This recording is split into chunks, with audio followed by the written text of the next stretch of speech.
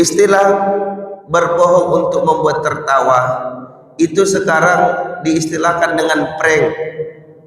Ya Bapak Ibu, kalau kita melihat di HP kita, buat judulnya di YouTube prank, FRANK, itu adalah budaya barat. Dan itu tidak cocok kita dengan Islam. Mereka tidak menganggap kebohongan itu adalah dosa. Bahkan kebiasaan orang-orang kafir Bapak Ibu, mereka ada namanya bulan Aprilmu. Adalah ketika di bulan April itu mereka mengatakan sesuatu yang sebaliknya. Jadi mereka itu ada momennya, memang berbohong itu mereka tertawakan. Maka ini tidak cocok dengan tradisi atau budaya kita. Sabbih isma rabbikal a'la alladhi khalaqa fasawwa. Wassalatu wassalamu ala sayyidil mursalin wa ala alihi wa sahbihi ajma'in. Asyhadu an la ilaha illallah wa asyhadu anna Muhammadan abduhu wa rasuluhu la nabiyya ba'dah. Subhanaka la ilma lana illa ma 'allamtana innaka antal alimul hakim. Bapak Ibu jamaah sekalian yang kami muliakan, kita bersyukur kepada Allah Subhanahu wa taala dengan syukur yang luar biasa. Nikmat yang Allah berikan kepada kita pagi ini, kita mampu bangun di awal waktu, kita datang ke masjid melaksanakan sholat subuh, maka ini juga harus kita syukuri dengan sebaik-baiknya. Bapak Ibu yang kami muliakan, juga tak bosan kami mengajak kita berselawat kepada baginda Rasulullah Sallallahu Alaihi Wasallam. Kita berselawat bukan hanya melalui ucapan, tapi benar-benar dengan penuh kerinduan, penuh harapan nantinya bertemu dengan baginda Rasulullah Sallallahu Alaihi Wasallam. Allahumma salli ala Sayyidina Muhammad wa ala ali Sayyidina Muhammad. Bapak Ibu yang kami muliakan, pada kesempatan ini kita akan membahas hadis Nabi yang mudah-mudahan itu bermanfaat bagi kita. Dan tentu kalau sudah disampaikan oleh Nabi itu bermanfaat, tetapi apabila kita amalkan. Hadisnya an Abi Hurairah radhiyallahu an qala la aqulu illa haqqan qala ba'du ashabi fa innaka tubadi'una ya Rasulullah qala la aqulu illa haqqan. Dari Abu Hurairah sahabat Rasulullah sallallahu alaihi wasallam, beliau mendengar bahwa Rasulullah sallallahu alaihi wasallam berkata, la aqulu haqqan, aku tidak mengatakan sesuatu kecuali itu benar.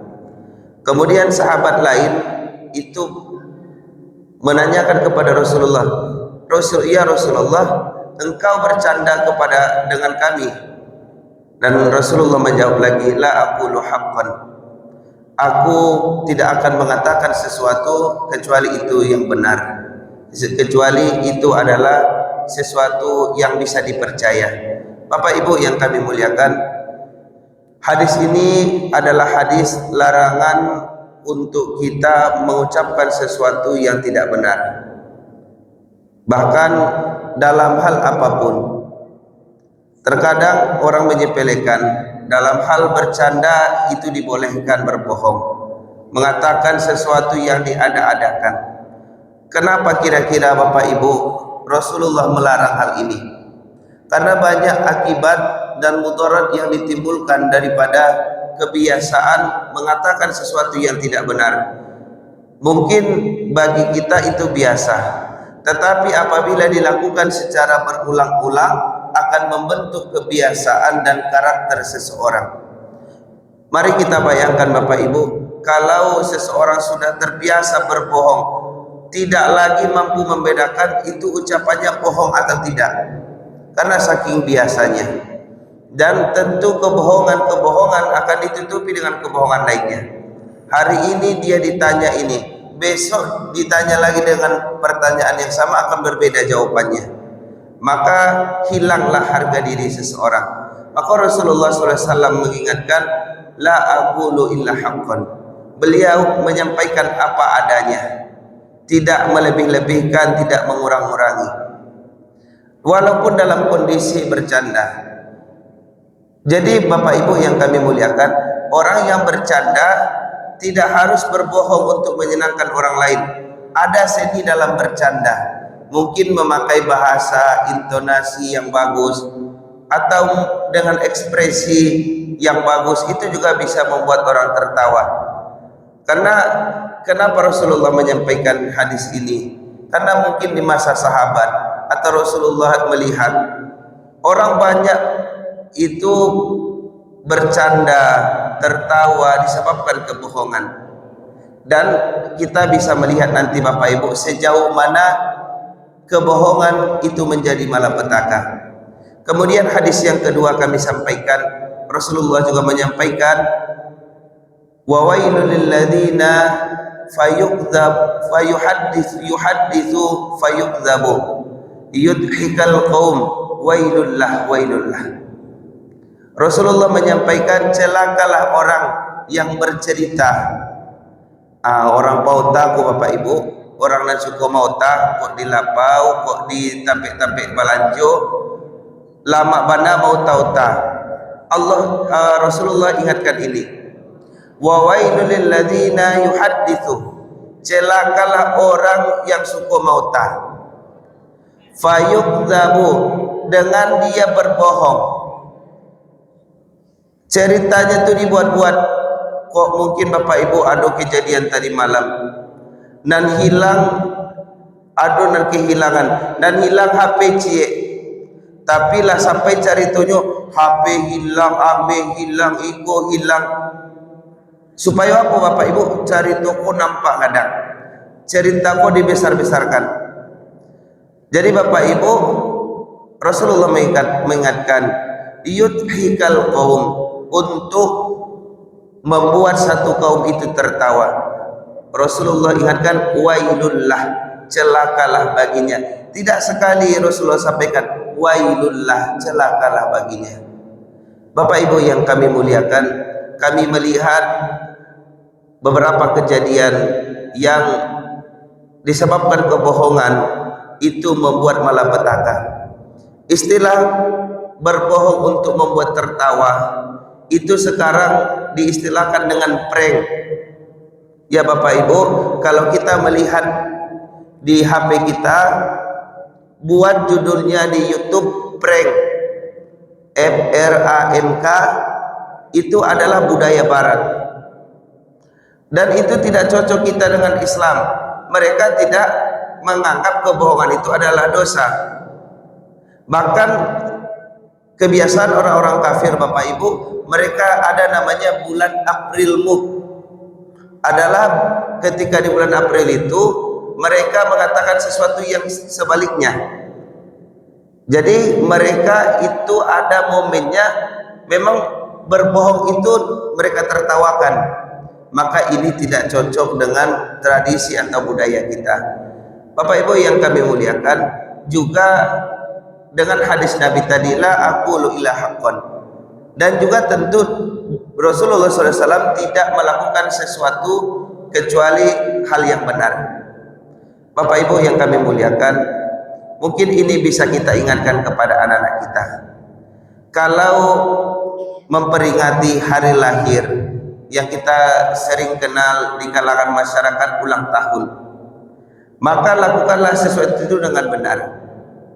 Kadang Bapak Ibu dibuat prank, dibuat dulu semacam skenario, disebutkan, pailah dulu di sini ada orang nama cakap, siko, dan akhirnya ada kebohongan di situ. Dan tidak cukup di situ Bapak Ibu, ada kejadian anak ini setelah dibohongi dibawa ke tempat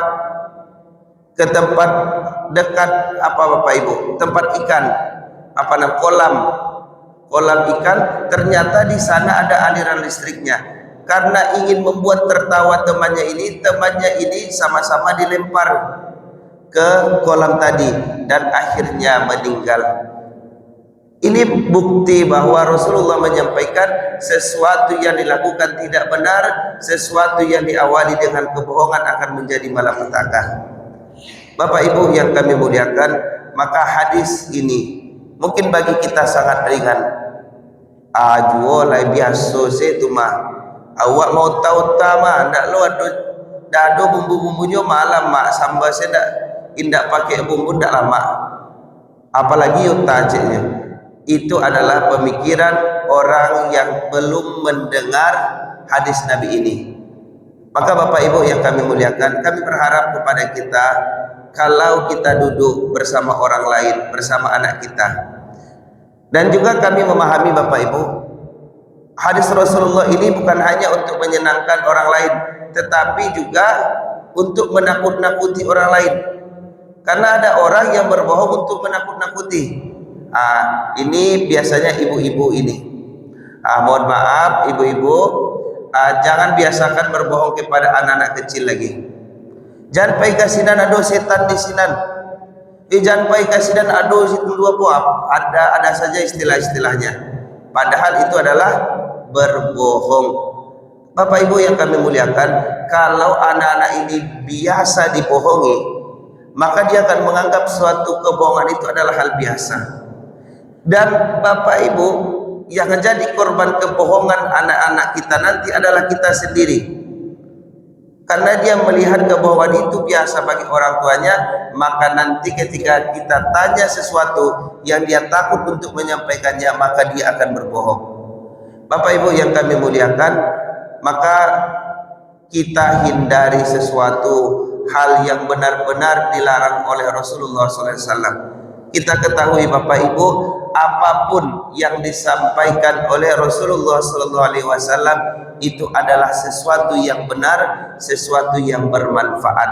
Apapun yang dianjurkan oleh Rasulullah SAW itu adalah sesuatu yang bermanfaat bagi kita dan menjauhkan kita dari mudarat yang luar biasa, menjauhkan kita dari malapetaka. Maka Bapak Ibu, hadis ini, hadis larangan untuk berbohong kepada menyenangkan orang lain, berbohong untuk palama otak, berbohong untuk supaya anak-anak kita, cucu-cucu kita bisa kita atur. Mari kita tinggalkan. Kalau memang kita ingin mengatur cucu kita, anak kita, buatlah dengan cara yang baik, buatlah dengan ucapan yang benar. Jangan kasih nanak, jangan kasih dan kasih kose. Kan di sinan beko ndak ada mancannya, kan bisa. Daripada harus kita berbohong kepada anak atau cucu kita. Bapak Ibu yang kami muliakan, tentu juga selain daripada ada malapetaka dari perbuatan atau sifat yang suka berbohong ini, tentu dosa sudah disiapkan, sudah dicatat oleh malaikat. Tentu sangatlah susah kita Bapak Ibu, kita beribadah pagi ini penuh dengan perjuangan, kita berbohong, kita tercatat dosa kita hanya dengan untuk menyenangkan orang lain. Ya Bapak Ibu, tidak sebanding ya. Kita datang ke masjid ini, kita bangun pagi, kita berwudu, kita menahan ngantuk, dapat pahala. Ternyata kita dapat dosa begitu mudahnya hanya dengan berbohong, hanya dengan palama-lama otak di kadai. Bapak Ibu yang kami muliakan, mudah-mudahan hadis yang singkat ini bisa kita amalkan, dan mudah-mudahan tentu hadis ini kami sampaikan bukan hanya untuk didengarkan, tapi benar-benar bisa kita amalkan, bisa kita ajarkan, bisa kita wasiatkan kepada anak cucu keturunan kita. Mudah-mudahan dengan kita mengajarkan, kita mengamalkan, kita terjauh dari musibah dan malapetaka dalam kehidupan ini. Demikian Bapak Ibu, mudah-mudahan ada manfaatnya hadis yang singkat ini untuk kami yang menyampaikan dan juga tentu kepada kita semua yang mendengarkan. Assalamualaikum warahmatullahi wabarakatuh.